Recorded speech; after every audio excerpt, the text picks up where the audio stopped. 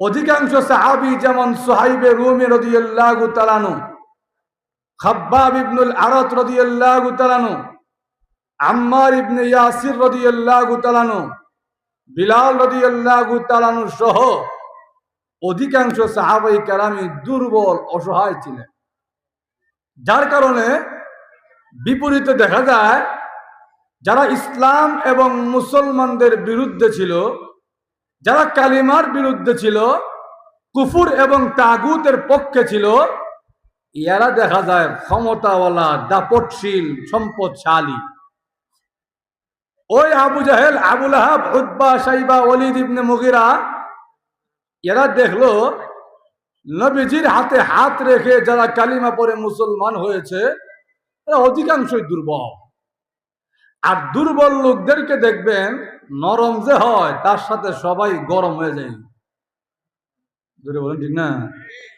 তারা যেহেতু নরম, মক্কার বড় বড় কাফেররা, ক্ষমতাওয়ালারা, পয়সাওয়ালারা নবীজির সাহাবীদেরকে মানুষই মনে করতো না।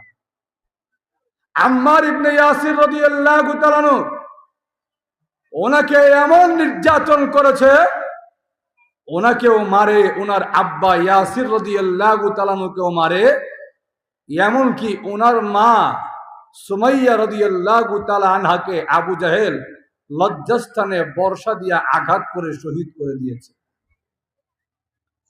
ওনাকে আর ওনার আব্বাকে মরুভূমির উত্তপ্ত বালুতে উল্টো করে শোয়া, বুকটা বালুর সঙ্গে লাগাইয়া পিঠের উপরে ভারী পাথর বসাইয়া দিয়া ওনাদেরকে অত্যাচার করে।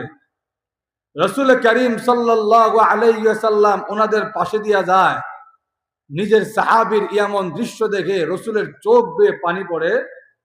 রাসূল বলেন, আম্মা, ও ইয়াসিরের পরিবার, সাবরান আলা ইয়াসির ইল্লা মাউইদাকুম আল জান্নাহ। তোমাদেরকে আমি কোনো সাহায্য করতে পারছি না। আমি নবীও এখন দুর্বল অবস্থায় আছি, ইসলাম এখন দুর্বল অবস্থায় আছে, তোমাদেরকে সাহায্য করতে পারি না। কিন্তু একটা সুসংবাদ দেয়া যায়, যদি এই বিপদের সময় ধৈর্য ধারণ করতে পারো, ঈমান হারা যদি না হও, ঈমান নিয়া এই বিপদকে সামনে নিয়ে যদি কবরে যেতে পারো, ওই যে জান্নাত দেখা যায়, মরতে দেরি, জান্নাতে যেতে দেরি নাই। বিলাল রাদিয়াল্লাহু তাআলা আনহু ওনাকেও চাবুক দিয়া মারে। উনি জোরে জোরে আল্লাহু আহাদ আহাদ বলে চিৎকার করে। খাব্বাব ইবনুল আরাত রাদিয়াল্লাহু তাআলা আনহু ওনাকে আরো কঠিন শাস্তি। ইসলাম কেন গ্রহণ করলি, কালিমা কেন গ্রহণ করলি? ওনাকে জ্বলন্ত অঙ্গারের উপরে শোয়া রেখে ওনার উপরে ভারী পাথর বসায়া দিয়েছে যেন নড়াচড়া করতে না পারে। নিচ দিয়ে আগুন জ্বলে, কয়লার গরম লেগে লেগে ওনার পিঠ আর কোমর থেকে চর্বি গোশত খসে খসে পড়ে। ওনার চর্বি গোশত পরে যখন আগুন নেভে এরা আবার আগুন জ্বালায়া দেয় আর বলে, খাব্বাব, হয়তো ঈমান ছাড়বি, না হলে এখানে পুড়তে পুড়তে মরবি, কোনটা করবি বুঝে শুনে দেখ। এমন যখন অবস্থা, একদল সাহাবী নবীজির কাছে আসতেন। সহিহ বুখারীতে আছে, রাসূল করিম সাল্লাল্লাহু আলাইহি ওয়াসাল্লাম কাবাগরের দেওয়ালে হেলান দিয়া ছায়াতে বসে আছেন। কাবাগরের দেওয়ালে হেলান দিয়া বসা। সাহাবায়ে কেরামের দল এসে বলেন, ওগো নবীজি, আপনি না বলেছিলেন যে আমরা যদি ঈমানের উপরে অটল অবিচল থাকতে পারি আল্লাহর পক্ষ থেকে নুসরত আসবে, সাহায্য আসবে। হুজুর, আমাদেরকে তো মেরে একেবারে ছারখার করে দেয়, নিশ্চিহ্ন করে দেওয়ার ষড়যন্ত্রে লিপ্ত হয়েছে, এখনো আল্লাহর সাহায্য আসে নাই, কবে আসবে সাহায্য? মাতা নাসরুল্লাহ, আল্লাহ সাহায্য কবে আসবে? নবীজি হেলান দিয়া বসা ছিলেন। নবীজি হেলান থেকে সোজা হয়ে বলেন, ইন্নাকুম তাস্তাজিলুনা বি, তোমরা বড় তাড়াহুড়া আরম্ভ করছো। সুবহানাল্লাহ বলবেন না? এমন অত্যাচার চলতেছে আর রাসূল বলেন তোমরা বড় তাড়াহুড়া আরম্ভ করছো। হুজুর, তাড়াহুড়া? তাড়াহুড়া কেমনে? নবীজি বলেন, তোমাদের উপরে এখনো সেই নির্যাতন আসে নাই, তোমাদের উপরে এখনো সেই অত্যাচার আসে নাই, তোমাদের উপরে এখনো সেই পরীক্ষা আসে নাই যেই পরীক্ষা আগের যুগের নবী এবং তার উম্মতদের উপর এসেছিল। এমনও নবী অতিবাহিত হয়েছে ইমানের দাওয়াত দেওয়ার কারণে, তাওহীদের দাওয়াত দেওয়ার কারণে করাত দিয়া দুই পাশ দিয়া তার মাথা থেকে পা পর্যন্ত দ্বিখণ্ডিত করে দেওয়া হয়েছে। এমনও নবী গিয়েছে ইমানের দাওয়াত দেওয়ার কারণে লোহা গরম করে ওই গরম লোহা দিয়ে ওনার গোশতগুলো টেনে টেনে খসে ছিঁড়ে ফেলে দেওয়া হয়েছে। তোমাদের উপরে এখনো সেই নির্যাতন আসে নাই।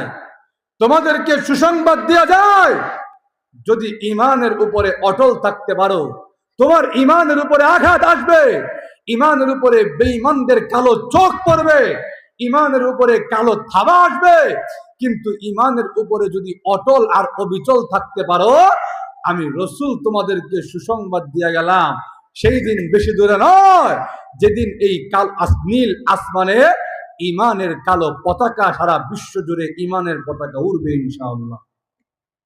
এই সুসংবাদ দিয়ে গেছেন কে? আল্লাহর রসুল এই সুসংবাদ দিয়ে গেছে ইমানের পতাকা উঠবে, চতুর্দিকে আল্লাহর জয়ধ্বনি হবে। শর্ত হলো ইন কুনতুম মুমিনিন, তোমাদেরকে সাচ্চা ইমানদার হতে হবে। আপনারা ঘুমায় গেছেন নাকি আল্লাহ জানে, আমার মাত বুঝেন তো? বুঝলে কিছু না আমার সাথে বললেন তো কথা বলতে আমাদেরও সুবিধা হয়, বলেন ঠিক না? লক্ষ্য করে দেখে সাহাবাই কেরামকে যেন নবীজি বলছেন ইমানের উপর অটল অবিচল থাকো, নির্যাতন আসবে। তোমাদের আগের যেই জাতি অতিবাহিত হয়েছে ওই জাতির উপরও নির্যাতন এসেছে। আগের যুগের জাতির উপর কেমন নির্যাতন আসছে ওই নির্যাতন বুঝাইতে গিয়া আল্লাহ আমার তেলাওয়াতকৃত আয়াত নাযিল করছেন। আল্লাহ আমার তেলাওয়াতকৃত আয়াতে একটা জাতির কথা উল্লেখ করছেন, যেই জাতির নাম হলো আসহাবে উখদুদ। এই আসহাবে উখদুদের একটা ঘটনা আছে। অসুবিধা হচ্ছে আপনাদের? শুনতে রাজি আছেন তো? কি ঘটনা? ওই যুগে নাজরান নামক একটা জায়গা ছিল, ওই জায়গার বাচ্চা যিনি ছিলেন তার নাম ছিল বাচ্চা জু নওয়াজ। এই বাচ্চা জু নওয়াজ সে নিজে খুদা দাবি করত। আর তো আসতে নাউযুবিল্লাহ, সে বলতো আমি খুদা, আর কোনো খুদা নাই, যেহেতু বাচ্চা আমি, খুদাও আমি। তার যুগে তার দরবারে একজন জাদুকর ছিল। দেখেন না, বাচ্চার দরবারে অনেক মন্ত্রী থাকে, এর মধ্যে একটা মন্ত্রী ছিল সে জাদুবিদ্যার মন্ত্রী। সে যখন বুড়া হয়ে গেছে সে বাচ্চার কাছে দরখাস্ত লিখলো, বাচ্চা নামদা আপনি একটা ছেলে আমার কাছে পাঠান, আমি তো আস্তে আস্তে বৃদ্ধ হয়ে যাচ্ছি, আগের মতন আর জাদুবিদ্যা কাজ করে না, আমি আমার বিদ্যাটা একজনকে শিখাই দিতে চাই, সুতরাং আপনি পুরো দেশ ঘুরে যাচাই বাছাই করে একজন মেধাবী ছেলে আমার কাছে পাঠান, তার কাছে আমি জাদুবিদ্যা শিখাই দিয়ে দেবো। বাচ্চাও পুরা দেশ থেকে ঘুরে একজন ছেলে ঠিক করছে, ওই ছেলেকে ওই জাদুঘরের বাসায় পাঠায়, সে জাদুঘরের ঘরে গিয়া জাদু শিক্ষা আসে। প্রতিমধ্যে যাওয়া আসার পথে সে দেখলো একটা লোক কুড়ে ঘরের ভিতরে আল্লাহর ইবাদত করে। এই লোকটার সঙ্গে একদিন সে দেখা করতে গেল। লোকটা তারে বলল, সে লোকটাকে জিজ্ঞেস করে আপনি যে এখানে এমন ভাবে ইবাদত করেন, এমন পদ্ধতিতে ইবাদত করতে তো আর কাউরে কখনো দেখি নাই, আপনি কার ইবাদত করেন?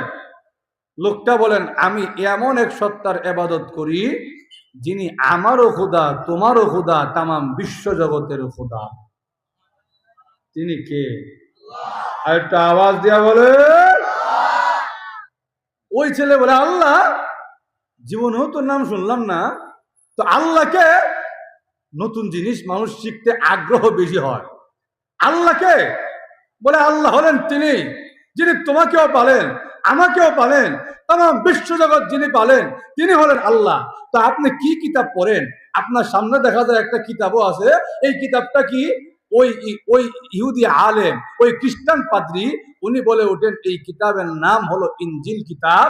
এই কিতাব আল্লাহ রাব্বুল আলামিন তার নবী ঈসা আলাইহিস সালামের উপর নাজিল করেছেন। আস্তে আস্তে ওই পাদ্রীর সঙ্গে ওই বালকটার ছেলেটার একটা সখ্যতা হয়ে গেল। সে পাদ্রীর কাছে আসা যাওয়া করে, আর পাদ্রী তাকে একটু একটু ঈমান শিখায়, কিতাব শিখায়, আল্লাহর পরিচয় দেওয়ায়। একদিন সে আল্লাহর পরিচয় লাভ করে বুঝে ফেলছে আমার মালিক আসলেই আল্লাহ। আর একটা মুহূর্ত সে দেরি করে নাই, ওই পাদ্রীর হাতে হাত রেখে কালিমা পড়ে মুসলমান হয়ে গেছে। কিন্তু এই কথাটা কারো কাছে বলে নাই, কারণ তখন বলার মতন অবস্থা নাই। একদিন ওই ছেলেটা আসা যাওয়ার পথে দেখে রাস্তার অসুবিধা হচ্ছে আপনাদের, দেখে রাস্তার মধ্যে এই সম্পূর্ণ ঘটনা তাফসিরে রুহুল মাআনির মধ্যে আনছে। দেখে আসা যাওয়ার পথে একটা সিংহ রাস্তা ব্লক করে রাখছে, বন্ধ করে রাখছে। সিংহ যদি রাস্তা বন্ধ করে রাখে, আপনাদের কি ধারণা রাস্তায় কেউ আসা যাওয়া করার মতন সাহস আছে? একটু জোরে বলেন। সিংহ রাস্তা ব্লক করে রাখছে, এপারের মানুষ এপারে আসতে পারে না, ওই পারের মানুষ ওই পারে যেতে পারে না। কিন্তু ওই ছেলেটা চিন্তা করলো, আমিও তো রাস্তায় আটকে পড়ছি, আজকে একটা সুবর্ণ সুযোগ আসছে। ওই পাদ্রী আমারে যে ঈমান শিখাইলো, ওই পাদ্রী আমারে যে আল্লাহর কথা শিখাইলো, দেখি যান আসলে এই কথা ঠিক কথা কিনা।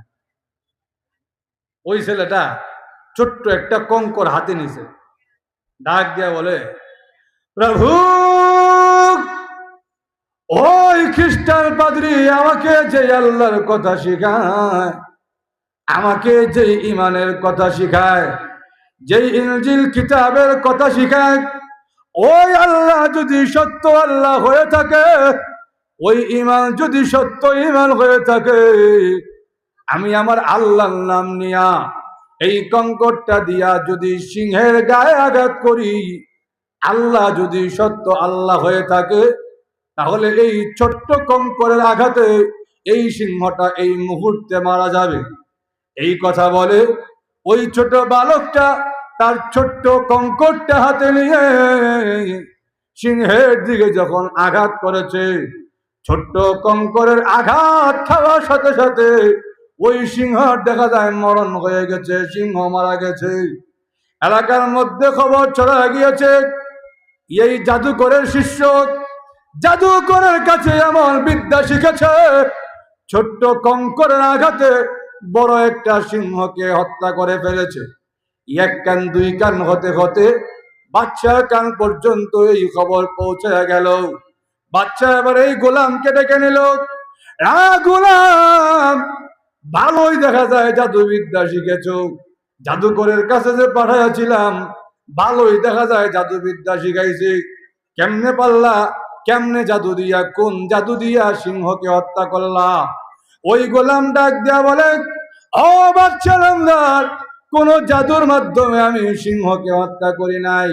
আমি আমার মহান আল্লাহর নাম উচ্চারণ করে সিংহের গায়ে আঘাত করতে দেরি হয়েছে, সিংহ মরতে একটা মুহূর্ত দেরি হয় নাই। বাচ্চা ডাক দিয়া বলে, আল্লাহ, আল্লাহকে, কোন আল্লাহর কথা বলো? ওই বালক ডাক দিয়া বলেন, আল্লাহ হলেন তিনি যিনি আমার মালিক, আপনার মালিক, তামাম বিশ্ব জগতের মালিক যিনি, সেই আল্লাহর কথা বলি। বলবেন না যে আল্লাহ আমাকে মালিক, রব্বি আল্লাহ ও রব্বুকাল্লাহ ও রব্বুনাল্লাহ রব্বুস সামাওয়াতি ওয়াল আরদি, যিনি আমার আল্লাহ, যিনি আপনার আল্লাহ, যিনি আপনার প্রতিপালক, যিনি আমার প্রতিপালক, আসমান জমিন যিনি পালে, ওই আল্লাহর কথা বলি। ওই আল্লাহর নামের এমন শক্তি আর এত ক্ষমতা, আল্লাহর নাম উচ্চারণ করতে দেরি হয়েছে, সিংহ পৃথিবী থেকে বিদায় হতে দেরি হয় নাই। বাচ্চা কয়, আওয়ালাকা ইলাহুন গায়রুল্লাহ, তোমার কি আমার ছাড়া অন্য কোনো ইলাহ, অন্য কোনো মাবুদের কথা কইতেছো? আল্লাহ কেটা এখনো চিনে নাই। ও তুমি যে আল্লাহর কথা বললা, ওই আল্লাহ কি আমি ছাড়া অন্য কেউ? বলে আপনি আল্লাহ হইবেন দূরের কথা, বাচ্চা হওয়ার যোগ্যতা আপনার নাই। বলেন ঠিক না? আল্লাহ বাচ্চা বানাইছে, আর আমরা বাচ্চা মানি বললেই বাচ্চা, না মানলে বিয়ের বাচ্চা। বলেন ঠিক না? জনগণ যদি না মানে বাচ্চা ও বাচ্চার জায়গায় থাকতে পারে না। আর জোরে বলেন, বাচ্চা মানে যে কেন বাচ্চা, না মানলে আপনি কে বাচ্চা? খুদা হইবেন তো বহুত পরের কথা। এমনি ওই বাচ্চা তার ইগোতে আত্মমর্যাদা এমন আঘাত লাগছে যে আমার বাদ দিয়া সে অন্য কোন খুদার ইবাদত করে। সেনাবাহিনী, এরা গ্রেফতার করো, জেলের মধ্যে বলো। যুগে যুগে জালিম বাচ্চার নিয়ম হলো এটা, তার বিরুদ্ধে যে যায় তাদেরকে জিন্দান খানার মধ্যে ভর্তি করে। বলেন ঠিক না? আর আমার লক্ষ্য করে দেখে, তারা যখন গ্রেফতার করা হলো, তারে জিগায়, রিমান্ডে নিয়ে তারে জিগায়, এই আল্লাহর পরিচয়, আল্লাহর খবর তোমারে কে দিল? সে ওই রাস্তার মাঝখানে যে পাদ্রী তার গির্জার ভিতরে বসে আল্লাহর ইবাদত করে, ওই আল্লাহ আমারে আল্লাহ চিনেছে। জোরে হল না? বাচ্চা এবার কয় তার গুরুরে কেন আনছে, গুরুরে কেন? গুরু আসার পরে তারে জিজ্ঞেস করলো, তুমি কি তারে আল্লাহ চিনাইছো? বলে হ্যাঁ। আল্লাহকে? বলে আল্লাহ হলেন রব্বি আল্লাহ, রব্বুকাল্লাহ, রব্বুল আল্লাহ, রব্বুস সামাওয়াতি ওয়াল আরদ। আসমান জমিন পালে কে? আরো জোরে বলে, আসমান কার কথায় চলে? জমিন কার কথায় চলে?